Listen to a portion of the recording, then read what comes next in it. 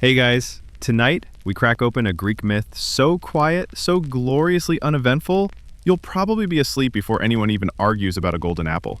Yep, tonight we follow the life of Hestia, the goddess of the hearth, the actual fireplace. She's technically one of the 12 Olympians, but if you're picturing dramatic lightning bolts, wild affairs, or at least one epic sword fight, don't. Hestia doesn't throw lightning or ride chariots, she just tends to the eternal flame and minds her own business, which, to be fair, might make her the most powerful being in Greek mythology, because everyone else is exhausted. So before you get comfortable, take a moment to like the video and subscribe, but only if you genuinely enjoy what I do here. And while you're at it, drop your location and local time in the comments. I want to see how far the sleepy hearth light spreads. Now dim the lights, maybe turn on the fan for that soft background hum, and let's ease into tonight's journey together. You're born into chaos. Not like your room's a mess chaos, more like your dad is a titan named Cronus who has a snack problem. And that snack? His own children. He's been told one of his offspring will overthrow him, so naturally, he does what any rational immortal would do. He swallows them. Whole. No chewing, just straight down, like divine vitamin gummies. You're the firstborn, which means you also have the unique honor of being the first kid to go down Cronus's gullet. You probably didn't expect your mythological origin story to start in a digestive tract, but here we are. Your siblings, Hera, Hades, Poseidon, Demeter, follow shortly after. It's a family reunion, but with significantly more stomach acid. Historians still argue whether the Greeks imagined this swallowing situation as literal or metaphorical. Like, was there a cosmic playpen inside Cronus? Or was it just a poetic way of saying, Dad's a controlling nightmare? Either way, you exist in limbo, tucked inside a titan until your youngest brother Zeus is born and secretly raised away from your dad's buffet habits. Zeus grows up, finds out what happened, and decides it's time for a Cronus cleanse. He tricks his father into vomiting all of you up, still fully intact, which is both comforting and slightly horrifying. Apparently, titan digestion takes centuries and never progresses past the still wrapped in swaddling cloth stage. You're the first one out. The same way you went in. There's a poetic symmetry to it. First swallowed, first freed. And somehow, in all of this divine family trauma, you remain the calmest presence. While the others grab their weapons, settle scores, or start plotting temple designs, you take a moment. You breathe. You look at the chaos of Olympus forming around you, and you quietly choose something else. Zeus, now the de facto CEO of Mount Olympus, starts assigning roles. Lightning god? Taken. Queen of the gods? That's Hera. God of the sea, underworld, harvest, war, love, every role filled with bold personalities who, let's be honest, are kind of exhausting at parties. When it's your turn, Zeus offers you a prime seat among the 12 Olympians. You nod, accept the position, and then gently slide to the side. You ask for the hearth. The hearth isn't flashy. It doesn't come with winged sandals or a golden chariot. It's just the fire that burns in every home, temple, and city. The literal center of the house. The gathering point. It's warm, it's constant, and most importantly, it's not going anywhere. This is where the others laugh. Not mockingly, just confused. Who willingly skips divine drama for kitchen duty? But you know something they don't. Power doesn't always shout. Sometimes it simmers. You become the goddess of the hearth, home, and family. Three things that don't exactly make headlines in Olympus tabloids, but quietly run everything. You don't need a temple with columns and chaos. You're in every flame that lights a meal, every fire that warms a child, every spark that keeps the shadows back. And here's where it gets weirdly relatable. While your siblings chase love affairs, scheme for power, or get cursed for looking at someone the wrong way, you stay. You don't seek worshippers. They come to you. You don't boast, you glow. One mainstream historical fact worth knowing: in real ancient Greece, before any major sacrifice or public event, people would honor you first. That's right, even before Zeus. If a prayer skipped Hestia, it basically got marked as spam by the gods. But despite being universally respected, you're somehow always in the background. Like that one cousin who's at every family function, always setting the table, never making a scene. You become the first flame lit in new colonies, the last extinguished in a dying city. You're the silent constant, which, ironically, makes you the most consistent deity in a pantheon full of emotional pyrotechnics. And the strangest part? You're totally fine with it. There's a fringe theory, probably invented by some very tired scholars, that Hestia represents a kind of divine introversion, that her myth is the only one that actively celebrates not doing things. Not chasing lovers, not fighting monsters, not starting wars, just tending the fire. Honestly, goals. So while your brothers are brooding over thunderbolts and sea monsters, and your sisters are refereeing mortal beauty contests or turning dudes into lizards, you're out here minding your embers. You make peace look powerful. You make warmth feel sacred. And you do it all without a single scandal. You'd think that would get boring, right? But somehow, as you sit by the eternal flame, unbothered, you'd think after surviving the stomach of a titan and getting your own hearth-centered corner of Olympus, things might settle down. But no, family drama doesn't just evaporate once you're vomited back into existence. Let's rewind a bit. Your dad, Cronus, didn't always have the worst parenting instincts in the cosmos. Once upon a time, he overthrew his dad, Uranus, sky god and professional jerk, by, let's just say, forcefully rearranging the family structure. The scythe was involved. You can fill in the blanks. So Cronus, now king of the universe, gets this chilling prophecy. One of your kids will dethrone you. Not might, will. No ambiguity, no loopholes, just classic ancient Greek storytelling. Fate has zero chill. Cronus does what most tyrants with trust issues do. He decides to neutralize the threat, which in Greek mythology means eating your children like they're an after-dinner snack tray. You go first. Why you specifically? Maybe birth order, maybe because you looked at him funny. Historians still argue whether Hestia, as the eldest Olympian, was seen as symbolically more dangerous or just unlucky. Either way, gulp. Down you go. And honestly, it's not the worst place to be. You've got your siblings with you. It's cramped, sure, and probably smells like fear and olive oil, but it's also quiet, peaceful even. No responsibilities, no chaos, no overachieving demigods throwing lightning at your face. But then, enter baby Zeus. Born in secret, hidden away on the island of Crete, raised by magical goats and warrior nannies. You know, the usual. When he's grown, he confronts Cronus, slips him a poisoned drink, or an emetic potion depending on which version you hear, and out you all come like divine nesting dolls. There's this strange moment when you hit the light again.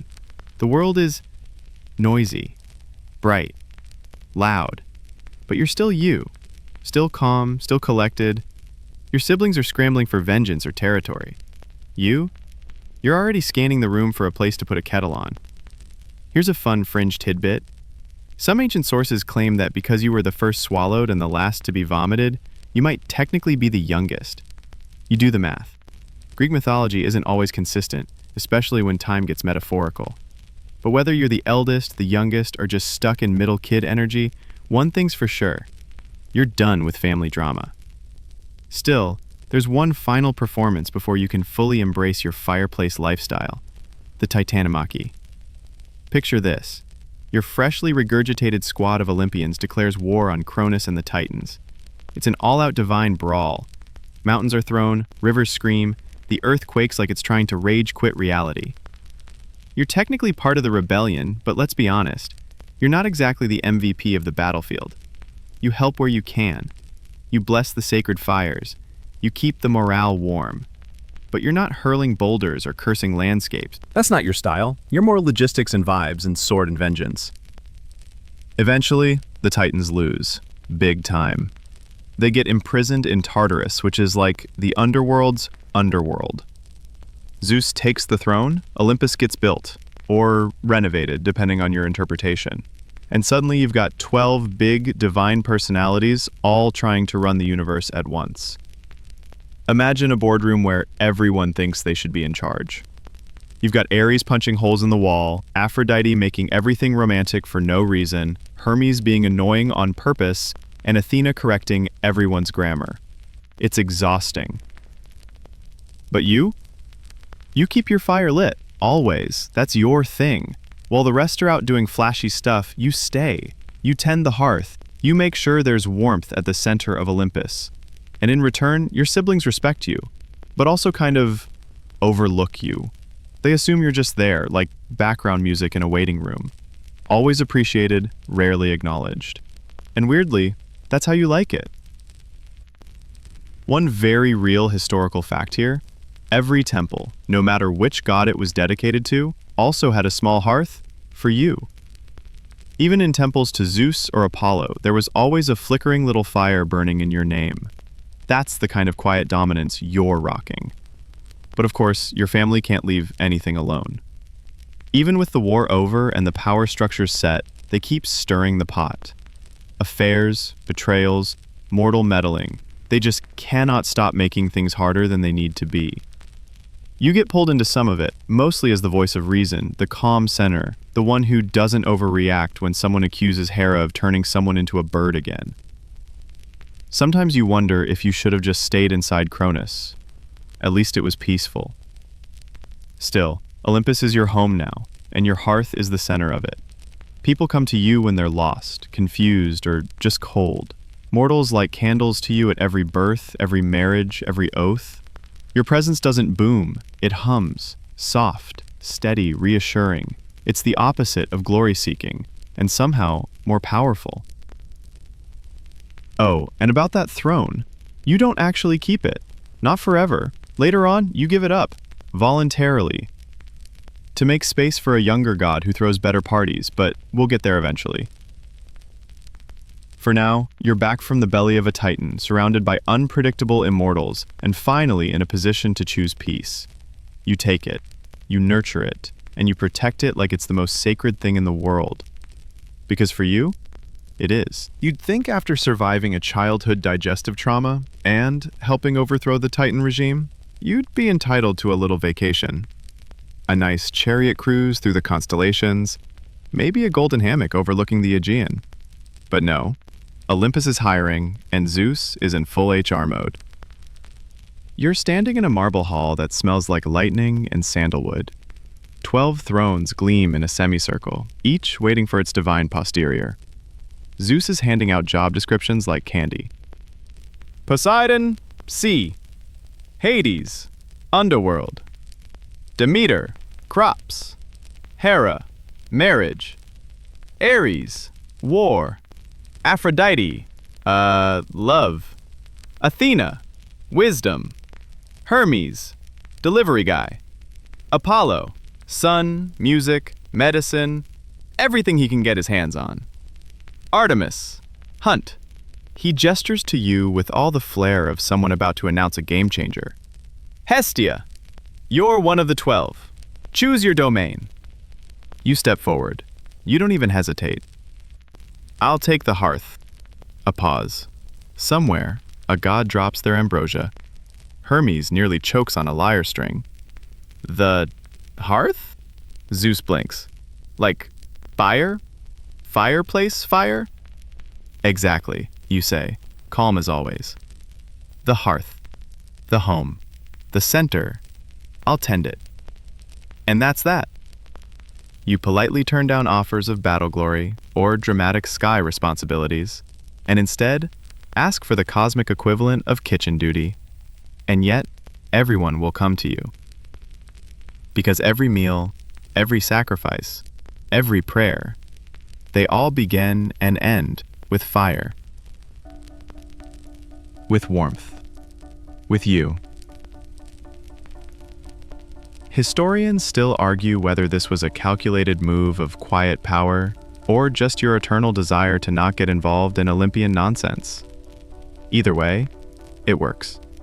Soon, your fire is burning in every temple across Greece. Every city-state maintains a public hearth in your name. And if a flame goes out, it's a whole ritual to relight it. Mortals are more afraid of disrespecting your little flicker of flame than of angering the god of war. Honestly, that's kind of iconic. Your job is simple on the surface. Keep the eternal fire burning. But symbolically, it's everything. The hearth is life. It's family, safety, food, and belonging. You're not just warming toes. You're anchoring civilization. And the perks? Not too shabby. You don't have to deal with mortal drama like Aphrodite. No awkward temple orgies. No complex death paperwork like Hades. No monster-battling hero internships like Athena. You get to sit by your fire and quietly judge everyone else's chaos. Perfect. Your sacred symbol isn't a spear or a crown. It's a glowing, cozy flame. Whenever new cities are founded, they bring fire from your public hearth to light their own. It's like the Olympic torch, but with more ancient symbolism and fewer commercials. Here's a fringe tidbit. In some myths, before any major meal, yes, even among the gods, offerings were first made to you. Not to the god of the harvest, not to the god of the feast, to you. The one who made the feast possible in the first place. No flame, no cooking. No Hestia, no dinner. And no one likes a hangry Zeus. What's even more powerful? You're the only Olympian who consistently refuses to escalate. When your siblings bicker, which is always, you stay seated. When mortals beg for favors, you nod and bless them with warmth. Never curses, never plagues, never turning people into pine trees. That's not your aesthetic. And yet there's real power in that restraint. Other gods rely on followers for status. You're in every home. You're summoned with every matchstick, honored in every family's daily rituals. Even if people forget your name, they remember the fire. You've become a presence so integrated into life that you're invisible, but indispensable. There's an old saying, no one builds a temple to silence, but without silence, the temple falls. You, Hestia, are that silence, that presence that holds everything together. You're the pause between dramatic myths, the breath between stories.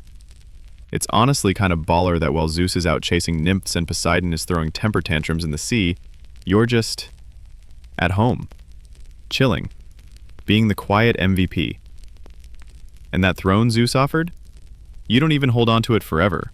At some point, you literally give it up to Dionysus. Because the guy needs a seat, and you don't need to be in the spotlight. That's right, you willingly step aside so the party god can pull up a chair. No tears, no drama, just you, tending the flame. No one else would do that. Literally no one. Imagine Ares giving up his throne for anyone.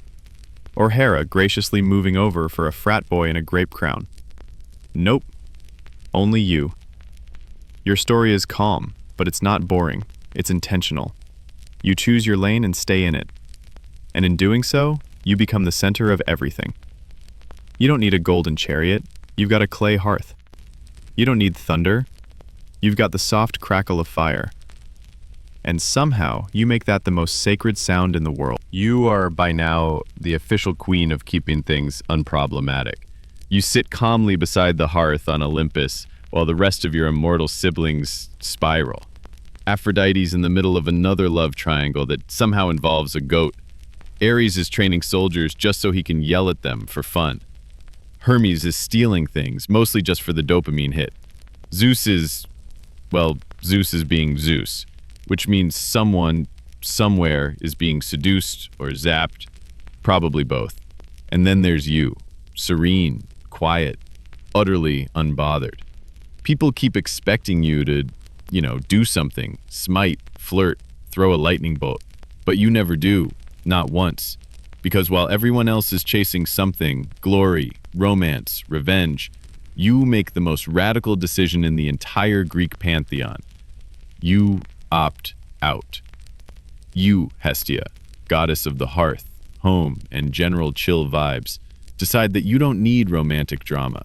You don't need lovers. You don't need to be worshipped with golden peacock feathers or violent orgies or 100 oxen sacrifices. You just want things warm and still. And this This blows people's minds. Ancient Greek culture, like its mythology, was very into passion, big feelings, bigger consequences. Most deities are defined by who they love, hate, transform into a flower, or hurl into the sea. But not you. You vow chastity. Not because you're prudish or scared or secretly heartbroken, but because you actually just don't care. And in a pantheon where every sibling is thirsting or cursing or married to someone they're fighting with, that's wildly unexpected. You don't abstain out of obligation. You choose peace. And oh boy, people are not ready. Apollo and Poseidon, the twin towers of charisma and drama, both try to court you, separately but around the same time. It's unclear whether this was some kind of weird Olympian dating challenge or if they genuinely liked you. But either way, you decline. Politely. Firmly. Repeatedly. You tell Zeus you'd rather remain a virgin forever than marry either of them. And honestly, that's the ancient Greek equivalent of swiping left and then deleting the whole app. He respects it. And surprisingly, so do they. No revenge, no turning your hair into snakes, no wars, just acceptance. Because you're that grounded, that powerful, that untouchable. Historians still debate whether your vow was seen as empowering or just convenient. Like, oh, she's single because she wants to be, versus she's just not in the narrative because no poet wanted to mess with her. But regardless, you make it clear. You are not available, emotionally, romantically, mythologically. And this becomes your brand. It's like the ancient version of setting boundaries and actually sticking to them. One mainstream historical detail worth knowing. Your vow of chastity wasn't just a personal choice. It was sacred. Anyone who violated the sanctity of your hearth or your virginity would face divine punishment. And we're not talking a bad harvest. We're talking Zeus-level wrath, minus the messy paternity suits. But the thing is, no one really does challenge your vow.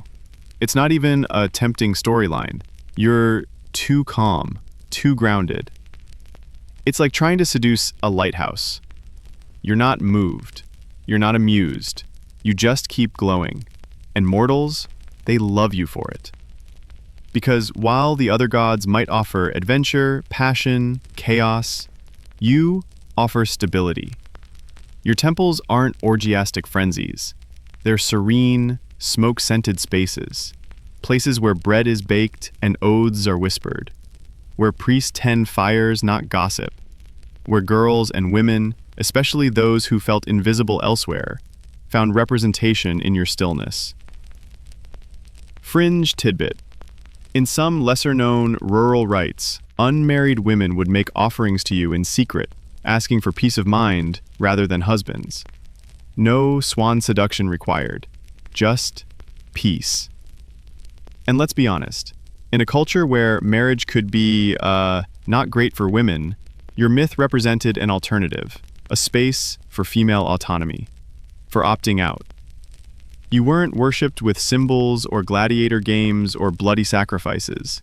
People honored you by being present, by lighting a fire, and sitting still, by not starting fights, by not running away. Honestly, your whole myth could be a giant ad for introverts, or a meditation app. And yet, you're not boring. You're purposeful. You're the eye of the Olympian storm. While everyone else is charging around with golden swords and generational trauma, you remind them that peace is still possible, that home matters, that maybe, just maybe, the most powerful form of love isn't explosive or desperate or doomed. It's quiet, steady, chosen. Your love life, such as it is, becomes a statement, a non-story that says everything. In a world built on epics, you are the pause. In a pantheon obsessed with action, you are the gentle stillness in between. And in your stillness, you are never alone. Because wherever there's warmth, there's you. Let's talk about rejection. Not the tragic kind where a nymph turns into a tree to avoid her stalker, or the theatrical brand where someone curses your entire bloodline for ghosting them. No, let's talk about your flavor of rejection. Calm, polite, and utterly devastating. Because when Apollo and Poseidon, two of the most eligible bachelors on Olympus, step forward to woo you, things get awkwardly intense. Apollo, the shining golden boy, literally the sun sometimes, shows up with his lyre and smile, trying to serenade you into a divine power couple situation. Poseidon, meanwhile, crashes the party like a walking tsunami, all trident and ego, tossing in promises of underwater palaces and tidal devotion. And you? You simply say no. No drama, no dueling riddles or fatal pacts. Just one elegant, unwavering vow. You will remain a virgin forever. You could almost hear the room suck in its breath. Because this isn't just a polite thanks but no thanks. This is divine-level commitment to staying out of everyone's business. You make your declaration in front of Zeus himself, which is like announcing your celibacy at the loudest family reunion in history. Zeus, to his credit, and probably to everyone's shock, respects it. Maybe he senses that your refusal isn't weakness, it's strength, the kind of strength that doesn't need to win battles or write ballads to be felt. Here's a quirky tidbit. Your vow is so serious it gets institutional backing. Zeus decrees that any attempt to force your hand, romantically, politically, or otherwise, will be met with full Olympian wrath. Essentially, you gain something no other goddess really gets: complete autonomy, shielded by law. This isn't a love triangle, it's a closed loop, and you seal it with fire. Meanwhile, Apollo and Poseidon, they back off. No temper tantrums, no epic quest to change your mind, just acceptance. Which, for them, is actually shocking personal growth. It might be the most mature thing either of them does in any myth ever. And the result? You carve out a position that's unique on Olympus. While your sisters battle infidelity or arrange extremely awkward marriages, you sit, undisturbed, beside your hearth. No forced unions, no tragic love stories, no kids who accidentally cause global plagues. Historians still debate whether this moment, the refusal of Apollo and Poseidon, was meant to be a proto-feminist moment or just a weird mythic pause in the otherwise romantic roller coaster of Mount Olympus. But in any case, your choice. Even rowdy soldiers, fresh from battle, will mumble your name as they step into a home. Because nothing says, "Don't bring the war inside," like the goddess of the hearth staring you down with soft, judgmental warmth. One mainstream fact. In every Greek city-state, there's a public hearth in your name. It's where sacred fire is kept burning 24/7. If the flame goes out, that's a civic emergency. Priests would have to rekindle it from another city's hearth fire. And not just any city, a friendly one. Which means your flame was not just symbolic, it was political. It literally kept cities connected. You're not just protecting the hearth, you are the hearth. You are the link between oaths and peace, homes and nations. You're the soft heartbeat in the marble chest of civilization. And because of that, you're the only Olympian who's never exiled, never cursed, never forced to go on humiliating quests. Said no to Olympus's most eligible bachelors. Twice. You've carved out a throne for yourself, made not of gold or war, but of glowing embers and freshly swept stone. You've become the only goddess who says, "I'm good, thanks," to both power and passion. And somehow, that only makes people love you more. It turns out the whole eternal virgin thing is not just a vibe, it's a full institution. Your refusal to marry becomes official religious policy. It's not just a personal choice anymore, it's sacred law. And with that vow, you become something rare, something untouchable. You are Hestia, virgin goddess of the hearth, and absolutely no one wants to mess with that.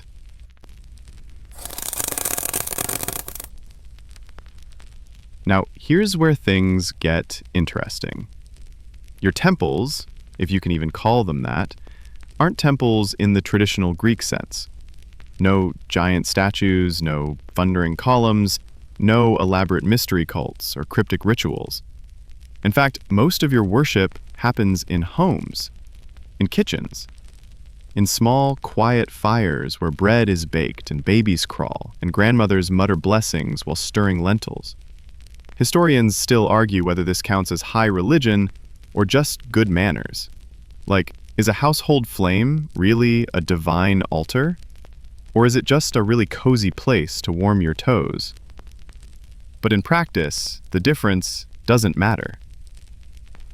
If people are lighting candles in your name, you've already won. Meanwhile, your official priestesses? Not super dramatic, not scandalous. They're not out there dancing in moonlight with daggers or chanting cryptic stuff in caves.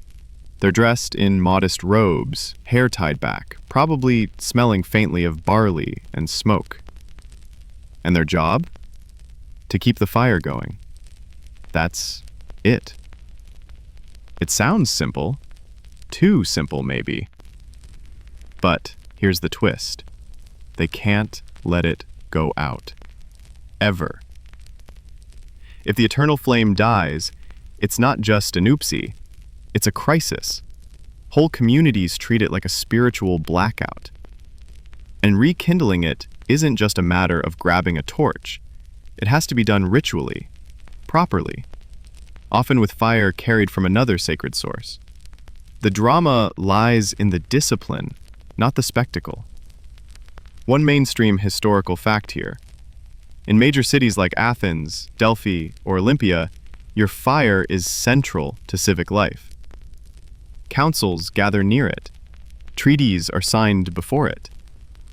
It's like the divine Wi-Fi router. If it's down, no one's connecting to anything. And because you're everywhere but nowhere flashy, you almost become invisible. You fade into the background, not because people forget you, but because you're so constant, they take you for granted. Like breathing. But here's the fringe twist. Despite your low drama status, you still inspire serious loyalty. Some of your followers go deep. There are quiet sects that see your calm as sacred silence. To them, every flicker of fire is a tiny sermon. Every meal cooked over a flame is a prayer. And unlike certain other deities who demand animal sacrifices or human attention spans longer than 5 seconds, you ask for simple things. A clean space, a focused mind, a warm offering. That's it. In a world that's constantly on fire, sometimes literally, thanks Ares, you're the one flame that's always under control. But don't get it twisted. You're not just the goddess of cozy evenings and family dinners. You're also the guardian of oaths. That means every time someone swears by the gods, you're listening. And if they lie, well, you still won't curse them. But you'll remember. You'll bear witness. That's your quiet flex. You're not loud, but you're always there, always watching. Like a celestial grandma with infinite patience and a memory like a steel trap. Even when the other gods fight, they often do it in your presence, because they know better than to start a riot without a hearth nearby. You're the buffer, the warm, flickering force field, keeping the divine nonsense at bay. And somehow, your lack of conflict becomes legendary. People say, Hestia never leaves Olympus. Not because you're scared, but because you don't have to. Other gods go on wild adventures just to feel needed. You already are. You're the emotional anchor, the cosmic home base, the divine permission slip to sit down, exhale, and stop chasing whatever drama is currently trending. You're not the goddess of doing, you're the goddess of being. And in your silence, people hear peace. So yes, you don't ride chariots across the sky. You don't throw thunder. You don't engage in godly beefs. But when a family lights a candle, or a soldier returns home, or a newborn is bathed near a flame, you're there, always. And maybe that's the most sacred thing of all. You'd think that after rejecting marriage proposals, establishing sacred eternal flames, and making silence into a virtue, you'd get a little break. But nope. Because now, Hestia, you become something even more demanding than a goddess. You become home. Not metaphorically, not symbolically, literally. Every single household in ancient Greece, from the poorest mud brick hut to the fanciest marble villa, has a hearth. And that hearth? That's you. A flickering, smoky, sometimes soot-covered version of you, glowing in the center of every room like a little ember-sized avatar of peace. You don't just live on Olympus anymore. You live in every house, every inn, every temple. You're like a divine roommate that never eats anyone's food or leaves their socks out, just sits quietly in the corner, being sacred. It starts with simple offerings: wine, bits of food, a sprinkle of flour tossed into the fire before a meal. Mortals don't need a full ceremony to talk to you. Just warmth, a flame, maybe a whisper. You're the goddess you can pray to in your pajamas. And when people move, they take you with them. Here's a mainstream historical fact that's both adorable and wildly impressive. When ancient Greek colonists set off to found a new city, they would take fire from their hometown's public hearth, fire consecrated to you, and carry it all the way across the sea. That sacred flame would then ignite the hearth in the new colony, symbolizing continuity, identity, and divine approval. Yes, Hestia, you were the original carry-on luggage. Imagine the responsibility. You're not just worshipped, you're relied on. Your presence is the mark of legitimacy. If a city doesn't have your fire, it isn't really a city. It's just a bunch of tents and bad decisions. And it doesn't stop at households.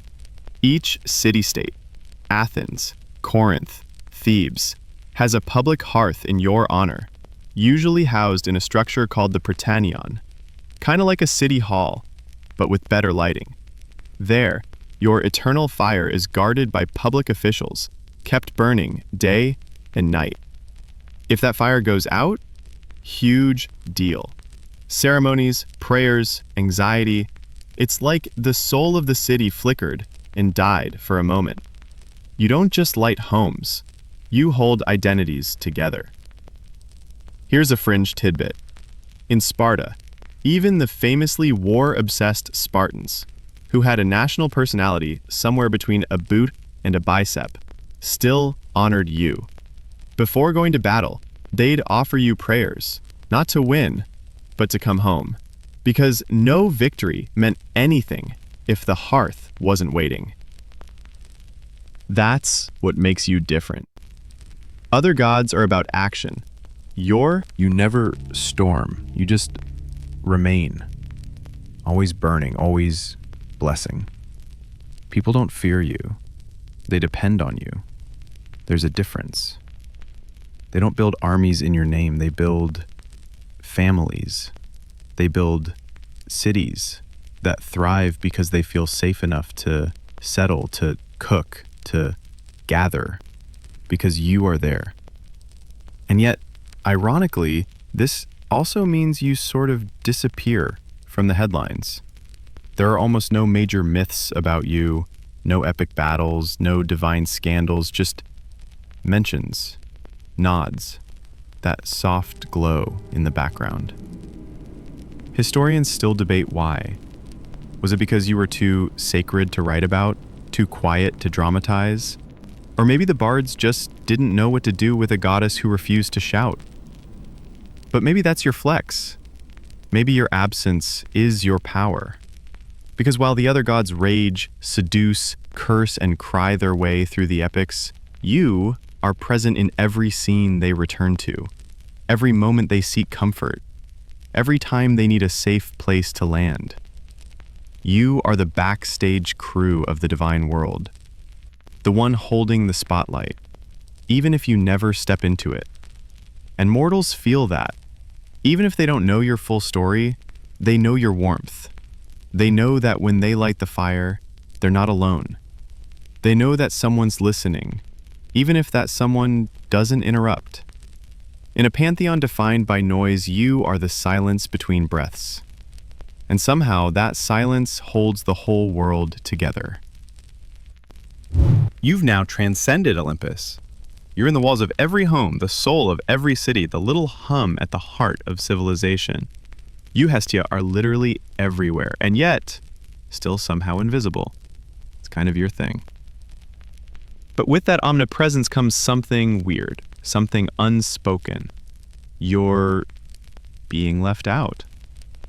Not in a dramatic, banished from the realm way. Hera cornered the market on that.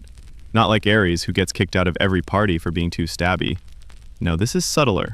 You start noticing it during the big feasts on Olympus, the stories told in mortal taverns, the plays in Athens that get roaring applause. They all talk about the same 12 Olympians, and you're not always one of them. Sometimes you are, sometimes you're not. Depends on who's counting, and let's be honest, how much Dionysus has bribed the poet, because when he shows up, wine-drenched and winking, suddenly he's got a throne at the table. And you're politely absent. This is the classic 12 Olympians conundrum. Only 12 thrones, but more than 12 divinely demanding personalities. And when Dionysus rolls up with his ecstatic cults and grape-fueled chaos, someone has to scoot. Guess who? That's right, you. But here's the thing. You choose to give up your throne. Voluntarily. You step aside and let Dionysus in because, well, the kid needs it. He's had a rough mythological arc. Dead mother, twice born, whole wine-based identity crisis.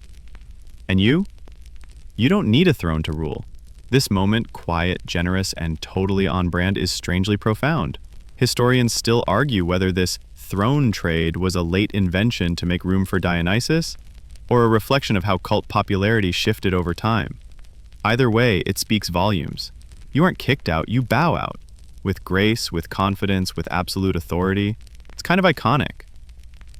While everyone else on Olympus is fighting to be seen, worshipped, and remembered, you calmly make yourself less visible and somehow become more eternal. You're the divine embodiment of that phrase. The real ones don't need the spotlight. Still, it's not like you're vanishing. Your fire still burns in every home, every city, every wedding, every oath. You're just not showing up to the board meetings anymore. And honestly, that suits you. Let Dionysus throw his ragers. Let Apollo conduct his symphonies. Let Athena argue with everyone about what strategy really means. You have a flame to tend, and you do it better than anyone. Here's a fun, fringe tidbit. In some local Greek cults, especially in rural areas, you were the main deity. No Zeus, no Poseidon, just Hestia. Just home. You weren't forgotten. You were too important to leave. You were the goddess people turned to when they didn't want a miracle or a war won. Just a safe meal, a peaceful sleep, a place to sit and not be judged. You were the one they spoke to when no one else would understand. So you start to realize something. Not being at the party doesn't mean you aren't celebrated. You are the party, or at least the reason it can happen at all. No Hestia, no fire. No fire, no feast. No feast, no Dionysus. He literally owes you rent. You don't need a throne, because you're built into the architecture of Olympus itself, into every temple, every home, every flicker of light in the dark. And here's a mainstream fact that proves it. At the beginning and end of every sacrifice, no matter which god it's for, offerings go to you. Not as an afterthought, but as bookends. Because no sacred act is complete without you. You are the spiritual comma, the divine punctuation that holds every sentence together. So sure, Dionysus gets a seat, but you get something better. You get everywhere.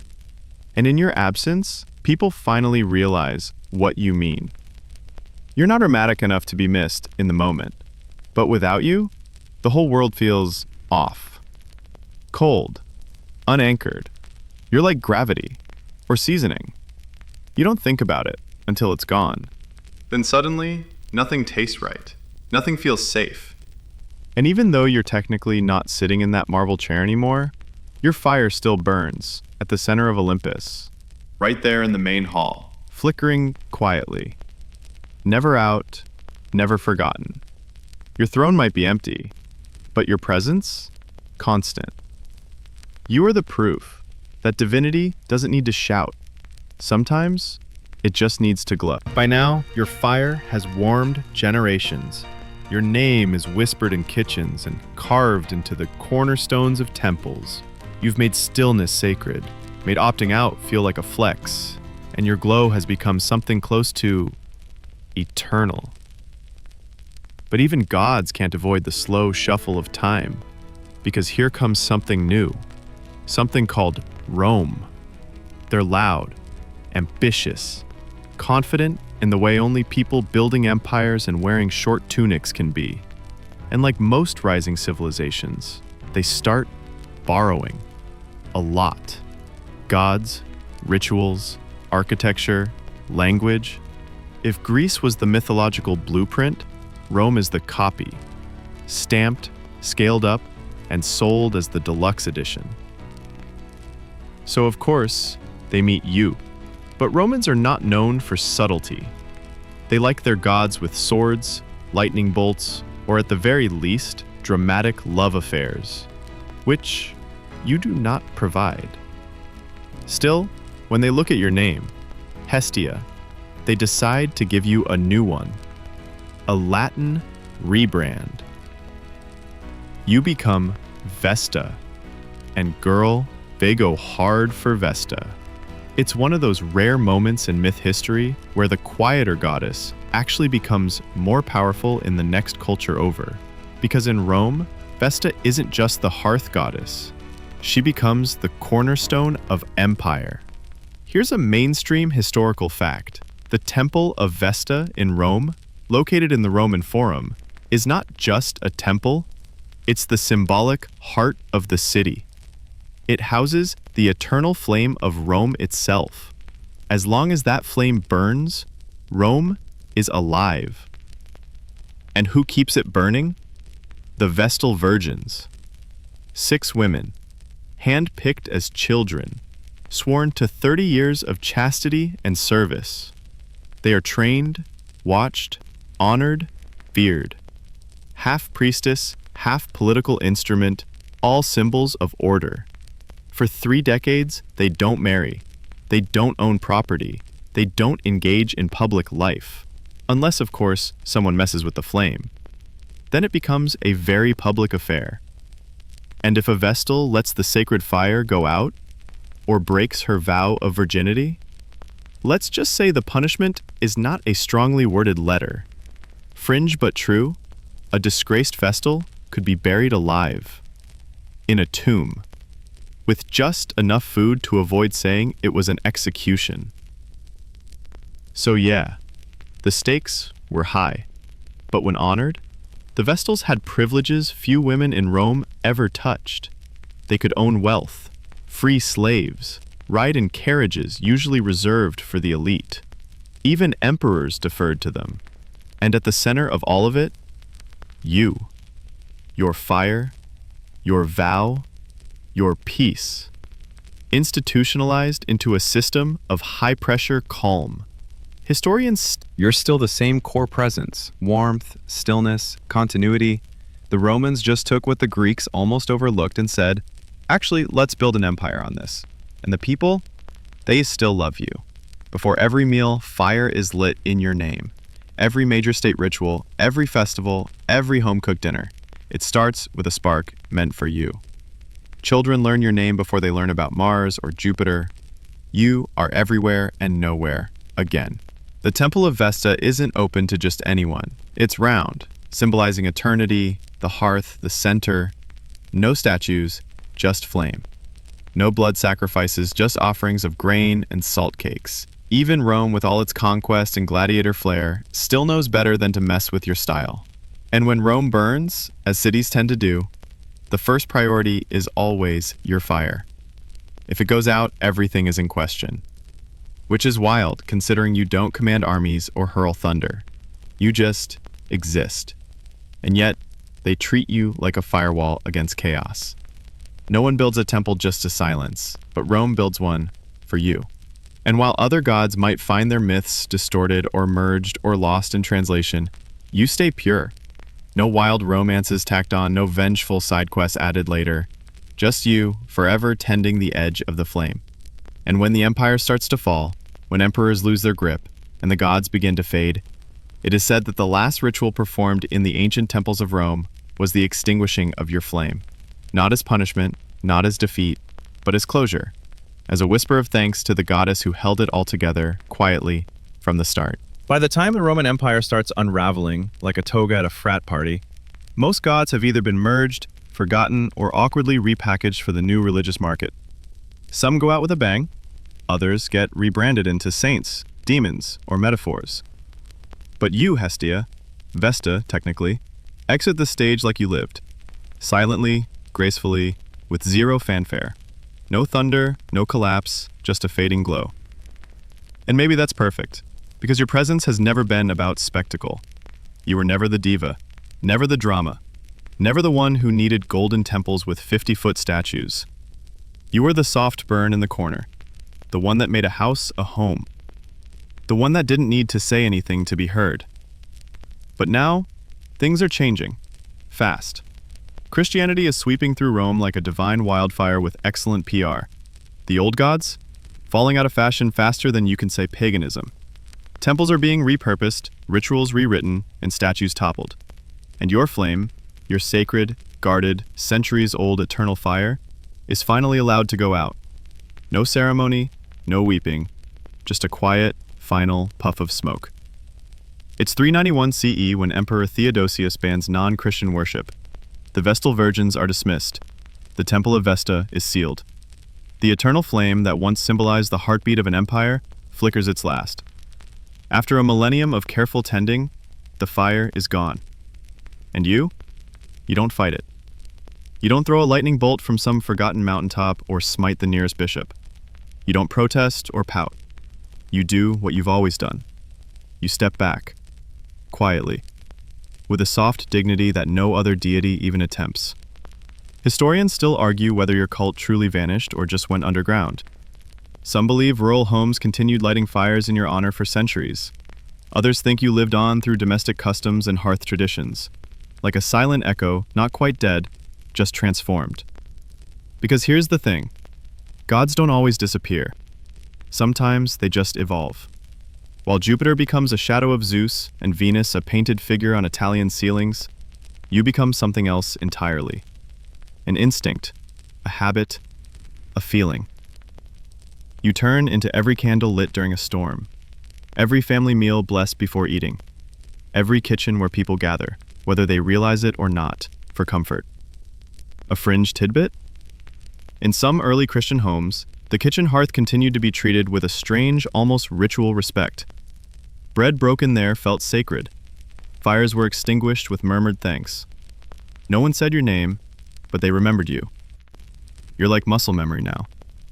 Even today, the word hearth still carries your ghost. It means more than just fireplace. It means home, safety, belonging. People say hearth and home like a spell, not realizing that once, it was one. You've become untraceable and omnipresent all at once. And maybe that's the highest form of divinity there is. Not needing temples, but living in gestures. Not asking for loyalty, but being remembered through warmth. Other gods wanted statues. You became a concept. You left Olympus, you gave up your throne. You watched Rome rise and fall, and still, when people gather, when someone lights a candle in the dark, or leans over a stove whispering a quiet hope, there you are. Your mythology faded, but your meaning, it expanded. Because the world doesn't always need firestorms. Sometimes it just needs a small, steady flame. And that's you. You're the goddess of there's no place like home, of slippers and soup, and that soft exhale when the front door finally clicks shut. You are everywhere people feel safe enough to stop. That's your temple now. Not marble columns, but kitchens, living rooms, campfires, night lights, memory. And sure, your name might not trend like it used to. You won't find tourists lining up to take selfies with the ruins of your temple. Though, side note, the round foundation still exists. Go off, historical footprint. But in a world full of noise and chaos, you remain the whisper. You, Hestia, are what people come back to. Always. Even when they don't realize they're coming back to you. Time keeps crawling forward, as it does, dragging your memory further into the background. Olympus fades into poetry, Rome becomes ruins, marble gods crack in museums, and you, Hestia, the warmest goddess with the quietest PR team in mythological history, become more and more of a ghost. But not the scary kind. You're the kind of ghost that makes people sigh in relief when they enter a room.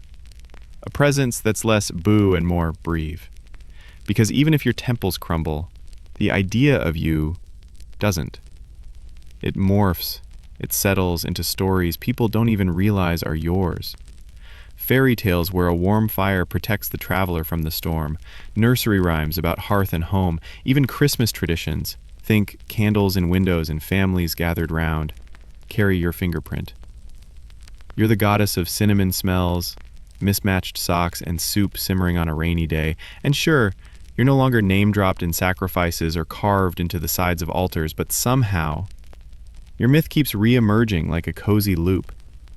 People rediscover you without meaning to, like that one book they didn't know they needed until they stayed up too late reading it under a blanket. Sometimes you're hidden in literature, sometimes in architecture, sometimes in a quiet moment between friends, where no one's talking, but everyone feels safe. Here's a mainstream fact that would probably make you chuckle if you weren't so calmly divine. During the Victorian era, when industrialization was turning homes into brick-walled efficiency machines, there was a sudden revival of interest in the hearth. Writers and moralists waxed poetic about the sanctity of the fireside and keeping the home flame alive. They didn't call you Hestia, but they were basically doing your PR. You see, even capitalism couldn't kill your vibe. And while no one's building new temples to you, people start building their lives around your legacy. The hearth becomes metaphor, then cliché, then myth again, and still it works. Fringe tidbit. In some modern neo-pagan traditions, especially among Hellenic revivalists, you're actually having a moment. Small altars dedicated to you are being lit in apartments in New York, basements in Berlin, balconies in Bangkok. These modern Hestia stands don't ride chariots or chant in robes. They just light a flame, say your name, ask for warmth. And you keep showing up. Because even if you've been mythologized into obscurity, your whole brand is obscurity. You don't need to be seen. You just need to be felt. You are, in many ways, the anti-drama goddess. The original soft life deity. In a pantheon of war, jealousy, vanity, seduction, and big-time ego problems, you're the only one who says, what if we just didn't? You're the goddess of stillness in a timeline that never stops scrolling. The quiet room in the middle of a noisy house. The part of someone's story that isn't about climbing a mountain. You're the part where they come home and rest their forehead against the door and finally let go of whatever they were pretending to hold together. Historians still debate whether your legacy is underrated or intentionally erased. Some say your simplicity didn't make for good stories. Others argue that your myth was too central, too everyday to get the epic treatment. After all, you're not the hero. You're the fire that keeps the hero warm when they come back. That's not less. It's everything. And the modern world, chaotic and restless as it is, kind of needs you now more than ever. It just doesn't always know it. It thinks it needs productivity, purpose, power, but it actually needs peace, needs softness, safety, a place to let your guard down, a flickering reminder that you don't have to earn rest. You just have to allow it. That's your legacy. You're not a punchline or a battle cry. You're the soft place to land. You're the goddess who doesn't save people from dragons, but who hands them tea and a blanket after. And that's real power. Because thrones can be taken. Empires can burn, mames can fade. But warmth? That stays. It's a strange thing watching the centuries roll by without ever needing to chase them. The world reinvents itself over and over. Plows become engines, scrolls become screens, and candles flicker into electric bulbs. Gods are forgotten, reinvented, or rebranded as comic book characters. But you, Hestia, you never really leave. Because plot twist, you're not a relic. You're a rhythm. You're that ancient cadence built into modern life. You're the breath we don't notice until someone tells us to take a deep one. You've become less a name and more a pulse in the quiet parts of our day. And unlike your Olympian siblings who crave worship and spectacle, you're happy just being felt. Here's something kind of wild. You're in every welcome home sign, every front porch light left on, every text me when you get there. You're that invisible tether that pulls people back toward each other, not through obligation, through comfort. And even though no one's tossing barley into sacred flames these days, unless it's a very confused cooking fail, your energy still radiates in domestic rituals. Turning on the kettle, folding laundry, lighting a candle before dinner. You're in the small stuff, the stuff no one Instagrams, and that's your domain. One mainstream historical fact: in Greek Orthodox households, even today, many families still light a candle before icons at home, especially during big meals or holidays. It's often done silently, automatically, but it's the same ritual bones you've always loved: fire, intention, stillness. Sure, the names may have changed, the doctrines too, but the sacredness of shared space, the respect for warmth, for presence, for home, that's pure Hestia. Now here's a fun fringe tidbit. There's a crater on the asteroid Vesta, yes, your Roman name, that scientists named Hestia, which means you've now officially reached space. Congratulations. You went from kitchen goddess to interplanetary rock star without leaving your seat. Iconic.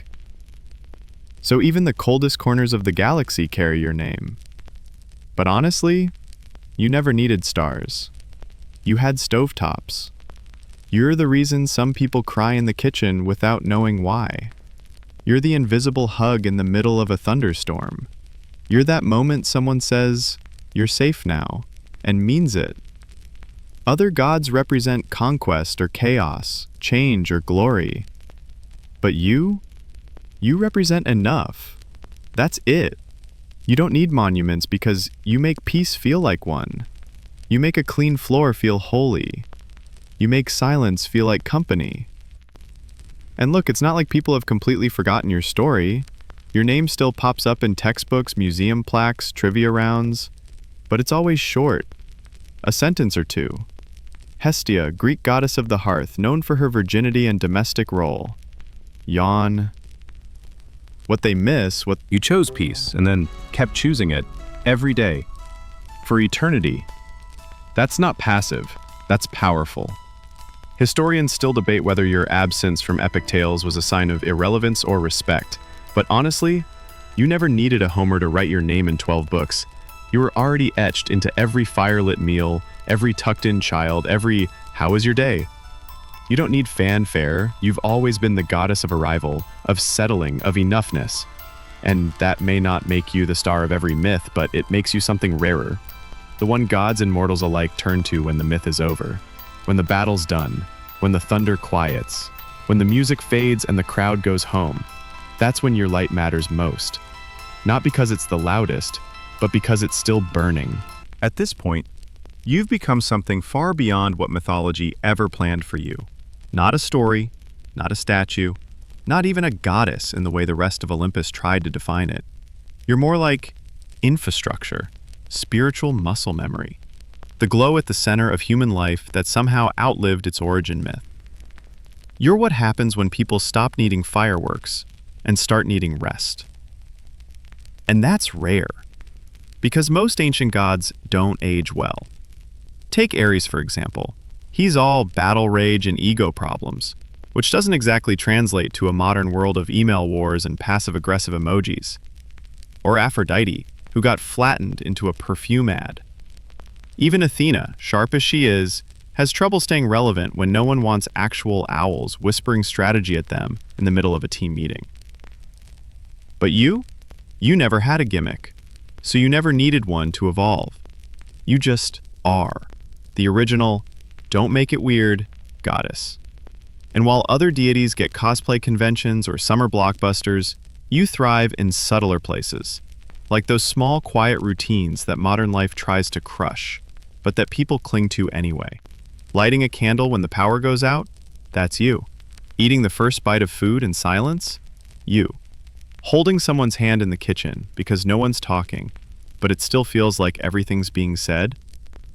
Oh yeah, definitely you. Here's a mainstream fact that proves your staying power. Even today, hearth is used in national mottos, wedding vows, home real estate copy, and interior design blogs. Hearth and home is shorthand for safety, love, belonging. Your brand still slaps. And not to be dramatic, but you're also low-key the blueprint for the modern idea of emotional labor. You've always held space for others, always done the work of being calm when everyone else is on fire. You're the invisible glue holding chaotic families, cities, and sometimes entire civilizations together. No sword, no thunderbolt, just patience, presence, persistence. It's kind of ridiculous how ahead of your time you were. While everyone else was chasing glory, you were curating vibes, creating sacred space before it was a hashtag, being delulu about work-life balance before burnout had a name. And somehow, even without being worshipped, you never left. Here's a fringe tidbit. In some Japanese Shinto traditions, the Kamadogami, gods of the kitchen hearth, share eerie similarities with you. They guard fire, receive food offerings, and represent peace in the home. They're not flashy, just deeply respected. Sound familiar? Different culture, same sacred energy. Historians still argue whether this kind of parallel means there's something universal about the hearth. Some say it's coincidence. Others say it's proof that every human culture, eventually, figures out how badly we all need a quiet center. And that center always looks a little like you. Now the world today, it's not exactly made for goddesses like you. Everything's too fast, too loud. People run on caffeine and capitalism. They worship convenience. They burn out for sport. But even then, especially then, they need something warm to come back to. And so, you keep showing up. Every time someone turns on a bedside lamp instead of an overhead light, trying to make the room feel gentler, you're there. Every time someone says, "Text me when you get home," or "Take your time," or "You're safe here," that's a modern prayer to you. They might not know your name anymore, but they know you. You're the hush in the hallway when the baby finally falls asleep, the smell of bread baking after a long day, the echo of laughter in a room no one wanted to leave. You are what survives. You are what softens. You are what stays. And if the modern world ever forgets how to sit still long enough to feel you, you'll wait. You've waited before. After all, you are eternal. Not because you demand to be, but because people need you to be. By now, you're not just mythology. You're mythology's shadow. Its heartbeat, its echo, its kitchen timer, forever ticking softly in the background. Hestia, you've outlasted thrones and flames and temples and entire empires. Not because you fought to survive, but because you were always already there. You didn't need to shout to be heard. You didn't need temples to be sacred. And you definitely didn't need to post about it. In the age of information, where every second is competing with another notification, another headline, another hot take, your energy might seem too gentle, too quiet, too easy to scroll past. But here's the thing. People don't realize how badly they need you until they hit the wall. Until they've burned out their ambition, ghosted their own joy, and can't remember the last time they breathed with both lungs. And then, right when everything crashes into silence, that's when you arrive. No thunderclap, no lightning bolt, just a little spark in the dark. The first deep inhale in hours. The first moment someone lets their shoulders drop. Because in this world of dopamine loops and infinite scrolling, you are the stillness people forgot how to want. Here's a mainstream fact that might blow a few modern minds. In 2022, searches for how to create a cozy home and hearth decorating ideas spiked globally. Interior designers started calling it the new sacred space. They weren't invoking your name, but Hestia, that was your energy all over Pinterest. And it's not just about throw pillows and artisanal candles. It's about people begging, without always realizing it, for sanctuary, for rituals, for something real that doesn't involve a 7-step productivity hack or a 30-second life coaching reel. You don't fix the world by fixing the world. You fix it by fixing the room. A warm cup, a steady chair, a light someone left on for you. And if that doesn't scream divinity, what even does? Meanwhile, let's talk about those who still keep your flame literally alive. There are modern Hellenists, tiny but passionate, circles of folks across the world who light candles to you every day. No pressure, no performance, just intention. Some call you Hestia, others Vesta. Some don't even use names. They just know that when the flame burns, it means presence. Fringe tidbit, there's even a quiet trend in the slow-living movement that centers around the phrase hearth tending. It's not religious, it's not even always spiritual, but it's straight up your job description. People reclaiming time to cook mindfully, to sit near a fire, to care for their space like it's alive. That's you, in yoga pants and houseplants, but still you. Historians still argue whether your influence truly persists or if it's just nostalgia in new packaging. But let's be honest, if people are rebuilding their homes and minds around stillness, warmth, and belonging, does it really matter what they call it? You were never in it for the credit. You don't care about trending. You care about tending. And in a world that's collectively exhausted, the divine has to feel a little different now. Less thunderbolt, more tea kettle, less shouting from mountaintops, more soft conversations under string lights. Your legacy is no longer carved in marble. It's etched into routines. Every bedtime story told without rushing. Every front door locked with a whispered goodnight. Every moment someone chooses to stay present instead of panicking about what's next. You are the goddess of that, of making here feel like enough. And your old myth, the one with thrones and flames and virgin vows, it's not gone. It's just evolved. It's been rewritten in every hand that stirs a pot, folds a blanket, or lights a candle for no reason except that it feels right. Because that is worship too. The quiet kind. The best kind. And no matter how much the world changes, you'll keep showing up. At every dinner table, every windowsill, every flicker of warmth between people who don't need to talk to know they're safe. You're not the goddess of the past. You're the goddess of right now. And honestly, you always were. And so here you are, Hestia. Not forgotten, just woven in. Woven into the folds of curtains that smell like home. Into the crackle of a fireplace while rain taps against the windows. Into the way someone rearranges the couch cushions before guests arrive, not out of vanity, but love. Your throne may have been given away, your temples may have closed, your name may no longer echo across mountaintops, but your power, it's thriving. Because in every era, every culture, every corner of the world, people find their way back to you without even knowing it. They sit around campfires, they hang fairy lights, they gather at kitchen tables long after the meal is over, sipping something warm and laughing about nothing important. And every time they do, your flame flickers a little stronger. You're the goddess of real-time softness, of low-stakes intimacy, of not needing to explain why you're tired, or why you came home early, or why you just want to sit quietly for a while. You're the permission slip people didn't know they needed, a mainstream fact to light the way. In modern architecture, the trend of the open floor plan, the heart of home life revolving around the kitchen and common space, is often framed as innovation. But it's really a full circle moment. The hearth is back at the center. You're back in the center.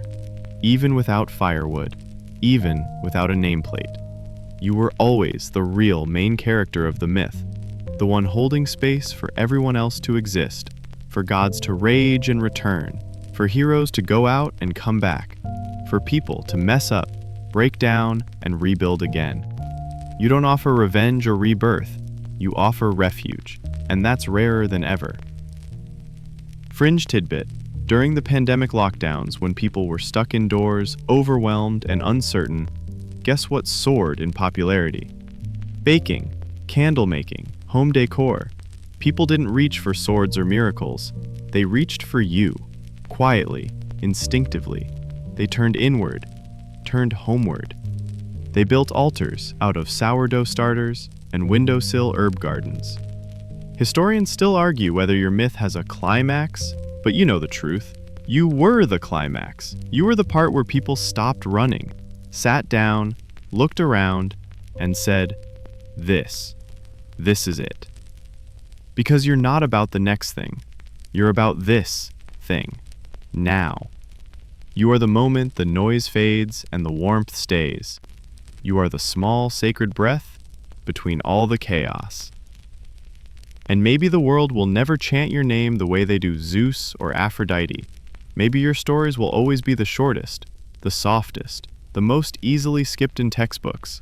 But that's okay, because when people finally close the book, turn off the light, and settle under their blankets, it's you they feel. A whisper, a flicker, a gentle golden reminder that even in the dark, there is warmth. So now, as the night settles in deeper and the edges of your thoughts begin to blur, let yourself drift into the softness you've built all around you. There's no rush, no checklist, no final form to achieve. Just this. Breath in, breath out. Let your body get heavier with each passing second, like warm sand sinking into the earth.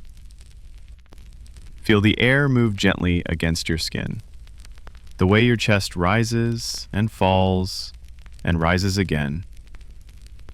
Picture a quiet room, lit by the slow glow of a small fire. There's no one demanding your attention, no gods arguing, no timelines to chase, just the sound of the flame. Steady, calm, alive. That's Hestia. That's home. Let your shoulders soften. Let your jaw loosen. Let your heartbeat fall into sync with something older than stories, older than history, something gentle and eternal. The world can wait. Your inbox can wait. Everything loud and fast can wait.